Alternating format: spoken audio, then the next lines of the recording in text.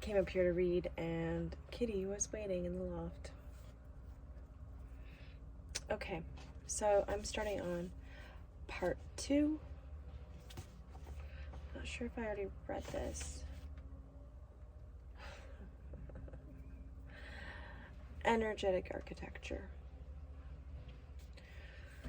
Man is a microcosm, or a little world, because he is an extract from all the stars and the planets of the whole firmament, from the earth and the elements, and so he is their quintessence.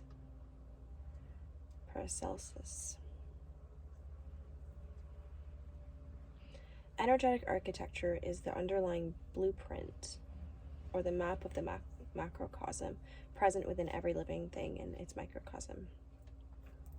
It is the core fractal pattern of nature that exists at every scale of life, from the smallest subatomic level up to the largest astronomical level and all the points in between. This pattern informs the great herbal, spiritual, and esoteric traditions of the world, and is even reflected in modern science, although most don't see it there. Energetic architecture allows you to perceive the invisible forces that influence all forms and thus understand the relationships between substance, energy, and consciousness. As a universal, natural language, energetic architecture repatterns the mind with the intelligence the heart perceives as it connects to the light of nature. It is the pattern that binds and connects the parts of the whole and forms the foundation of Natura Sophia. Energetic architecture can be likened to the blueprint for a house. If you observe the room you are sitting in, you only see the surface level of the structure: walls, outlets, lights, sinks, faucets. But in order for these elements to serve their function, they must be assembled in ways you can't see on the surface. There's something beyond the visible form that facilitates the underlying functions. In order to see what's behind the walls and understand how and why the house functions the way it does, you need to consult a blueprint. With a blueprint, you can see into the underlying pattern of the house, where the electrical lines, pipes, and studs are. A blueprint allows you to understand how and why the house has forms and functions it provides, because it allows you to see what is invisible, what is hidden behind the surfaces. This is what energetic architecture does for your understanding of herbalism, but instead of peering behind walls of a house, you see into the invisible structure of a plant and a person, as well as the foundation of herbal traditions. You see the formative powers that give rise to a plant's unique form and function. You perceive a person's unique composition of the forces of life, its specific embodiment of the macrocosm pattern, revealing how each part contains the whole. With regard to medicinal plants, energetic architecture moves you beyond studying the mere surfaces of the plant, such as botanical characteristics, chemistry, or even clinical properties. By perceiving the energetic architecture of a plant, you see the binding forces that unite all its properties, and you understand how each quality and characteristic is interrelated in a greater pattern of wholeness. This blueprint, this pattern of energetic architecture, is the map that guides you in your explorations of the invisible landscape of plants and the archetypal forces that operate through them. It's a translation mechanism, a natural language that encompasses the wholeness of plants, showing how their physical attributes, chemistry, and medicinal properties are related to their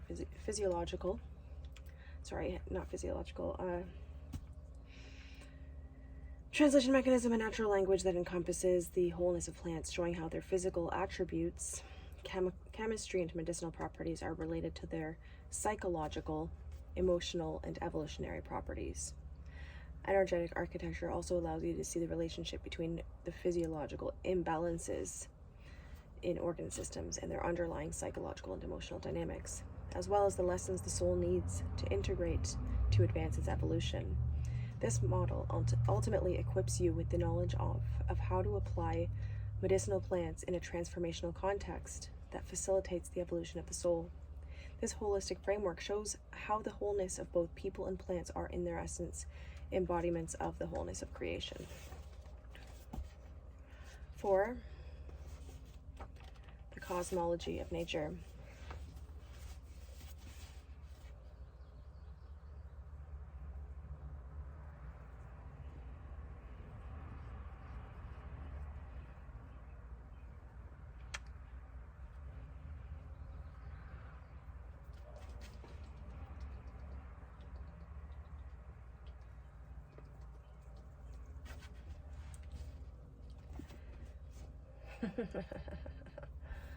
5 minutes. I have 10 minutes to do. Oh, this is where it starts to get interesting. This is gonna get crazy. This is gonna be one of those. See, I need to record this because I actually need to listen to these chapters twice, maybe 3 times, to refresh on what this person is trying to get across. Okay. So cosmology, this is going to start at 85 and end at 109. Meow. What are you doing? Why are you being such a cute? Why are you being such a cutesy? Why are you being such a cute little baby? You came exactly where you were supposed to, you little cutesy face. How did you know we were gonna sleep up here? She didn't know we were gonna sleep up here.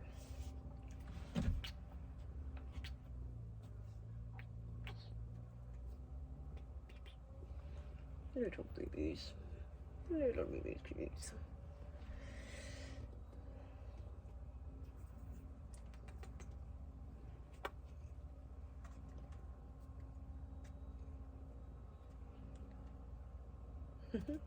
Okay, so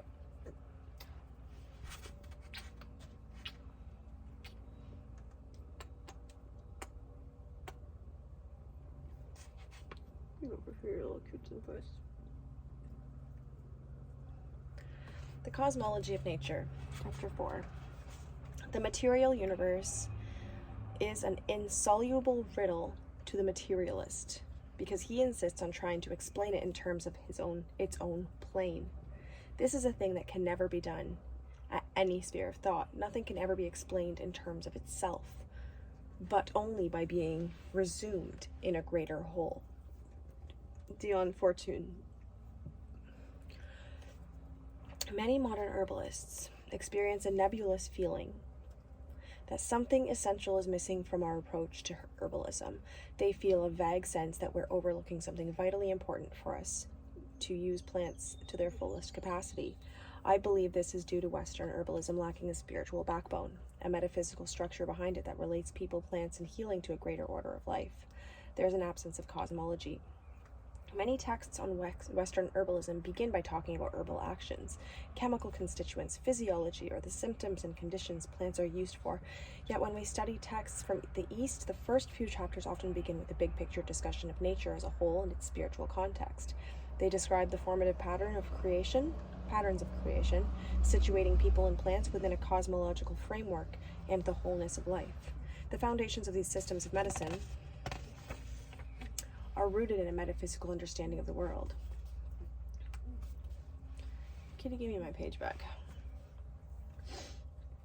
Weaving together the spiritual and practical aspects of plants and human health.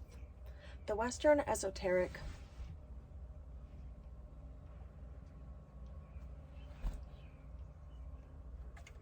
tradition of Hermeticism, and specifically the alchemical lineage, hold keys to unlock the Western cosmology that once stood behind. How many? 9 minutes. Okay. The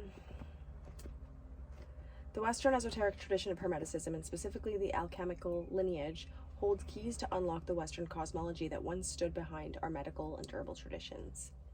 In fact, what we know of the Western mystery teachings about the cosmology of nature accords very closely with what is said elsewhere.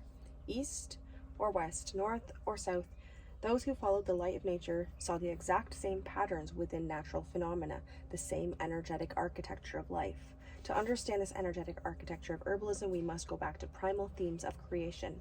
In attempting to explain where life, spirit, matter, and humanity come from, traditional cosmologies provide a holistic context for the study of nature and the practice of medicine.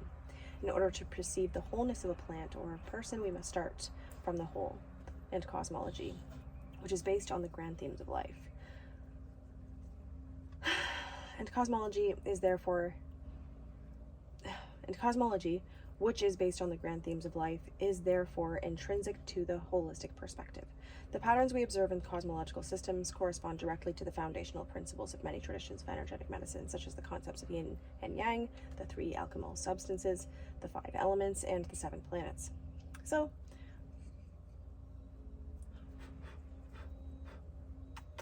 where are you going?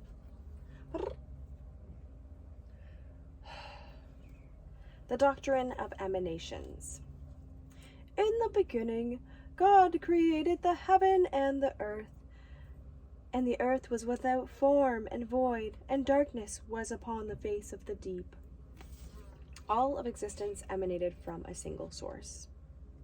Before time or space, there was a creative void, a nothingness that contained the potential of all things. This singularity existed before all of existence.